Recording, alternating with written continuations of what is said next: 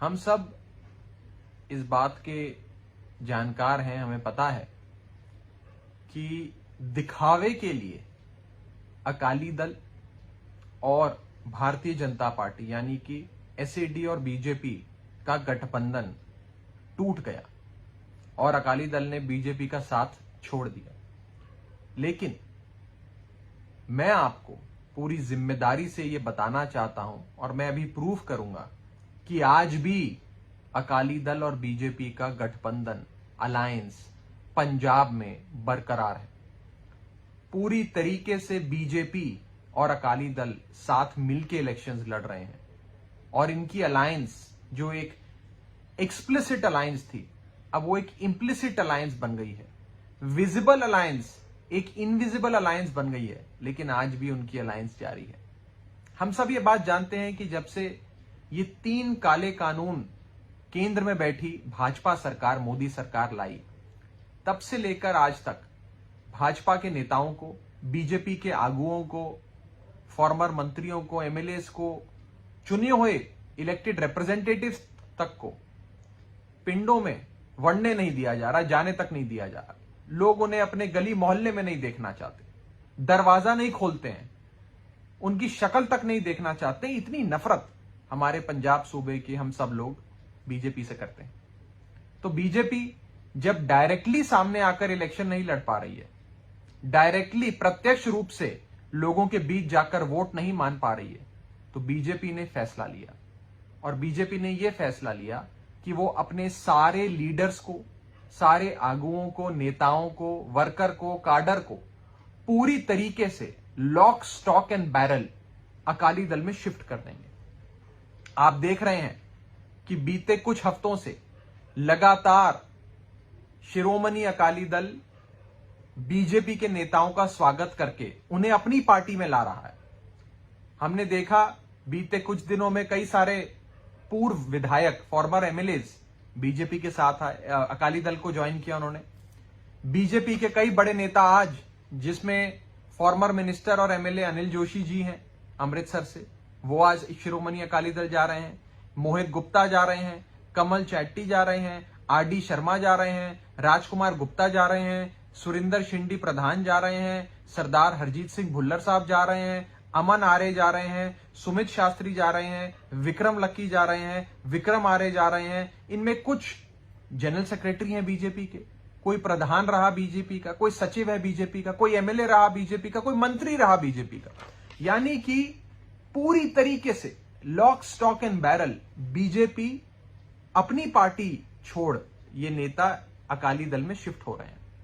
इसलिए शिफ्ट हो रहे हैं क्योंकि बीजेपी में लेकर अगर चेहरा दिखाकर वोट लेने जाएंगे तो शायद वोट ना मिले, लेकिन अकाली दल के अगर हम साथ आ जाते हैं तो शायद इन्हें लगता है कि लोग हमें अब बीजेपी का नहीं समझेंगे, हमें एक दूसरी पार्टी का समझेंगे। लेकिन सच्चाई यह है कि एक रणनीति के तहत, एक स्ट्रैटेजी के तहत अभी भी अकाली दल और बीजेपी का अलायंस बरकरार है। यह फैसला खुद प्रधानमंत्री मोदी ने लिया है कि अब हम अपने नेताओं को अकाली दल में भेजेंगे, ऑफिशियली पार्टी ज्वाइन कराएंगे, ताकि हमारा जो अलायंस है, बीजेपी और अकाली दल का अलायंस है, वो बरकरार रहे, चलता रहे। मैं पंजाब के लोगों को सावधान करना चाहता हूं, पंजाब के लोगों को कहना चाहता हूं कि आज आपको ये बात समझ आ गई, आपके सामने प्रूव हो गई कि पूरी तरीके से अकाली दल और बीजेपी साथ रल के, मिल के चुनाव लड़ रहे हैं। अकाली दल ने बीजेपी के सारे नेताओं को ले लिया है, बीजेपी ने अपने सारे नेताओं को अकाली दल में ट्रांसफर कर दिया है और अकाली दल और बीजेपी में कोई फर्क नहीं है। मैं फिर बता रहा हूं, vote for Akali Dal is equal to vote for BJP. Akali Dal को वोट देना मतलब बीजेपी को वोट देना, और बीजेपी को वोट देना मतलब अकाली दल को वोट देना। यह आज भी पूरी तरीके से पंजाब की सियासत में ये अलायंस, ये रिश्ता बरकरार है। शायद पहले से और गहरा हो गया है। पहले तो बीजेपी के नेता अपनी टिकट पे लड़ते थे, अकाली दल के अपनी टिकट पे लड़ते थे, लेकिन एक प्री पोल अलायंस करते थे, चुनावों से पहले गठबंधन करते थे। अब गठबंधन इन्होंने तोड़ दिया, लेकिन बीजेपी ने अपने सारे नेता अकाली दल को ट्रांसफर कर दिए। अब ये अकाली दल बेसिकली बीजेपी बन गई है और प्रधानमंत्री मोदी जी के स्तर पे लिया गया फैसला यह है कि क्योंकि अब बीजेपी का कोई अपने नाम से आधार नहीं बचा है, तो पंजाब की सत्ता कब्जाने के लिए, पंजाब की सत्ता हासिल करने के लिए अब बीजेपी अकाली दल में मर्ज हो जाएगी और बीजेपी अकाली दल आज भी मिलकर इलेक्शन लड़ेंगे पंजाब में। यह सिद्ध हो गया है। हम देख रहे हैं कि रोजाना सिर्फ बीजेपी के नेता, बीजेपी के आगू, बीजेपी के MLA, former minister, sitting MLA, पूर्व में एमसी रहा, कोई पंचायत में नेता रहा, सारे लोग बीजेपी को छोड़ सिर्फ एक ही पार्टी में जा रहे हैं। उस पार्टी का नाम है अकाली दल, और किसी पार्टी में नहीं जा रहे हैं। तो आप समझ सकते हैं कि कैसे एक डेंजरस प्लान, एक बहुत खतरनाक रणनीति के तहत शिरोमणि अकाली दल पंजाब में काम कर रही है। उन्होंने सारा बीजेपी अपनी पार्टी में ले लिया है। उन्होंने एक प्रकार से बीजेपी को अकाली दल में मर्ज करा दिया है। इसीलिए मैं आप सबको कहना चाहता हूं कि सावधान हो जाइए। अकाली दल और बीजेपी में कोई फर्क नहीं है। अकाली दल भी मोदी की पार्टी है, बीजेपी भी मोदी की पार्टी है। बीजेपी तो शुरू से ही मोदी की पार्टी थी, अब अकाली दल भी मोदी की पार्टी बन गई है और मोदी जी ही अकाली दल चला रहे हैं। मोदी जी के कहने पे ही सारे बीजेपी के नेता अकाली दल में आए हैं।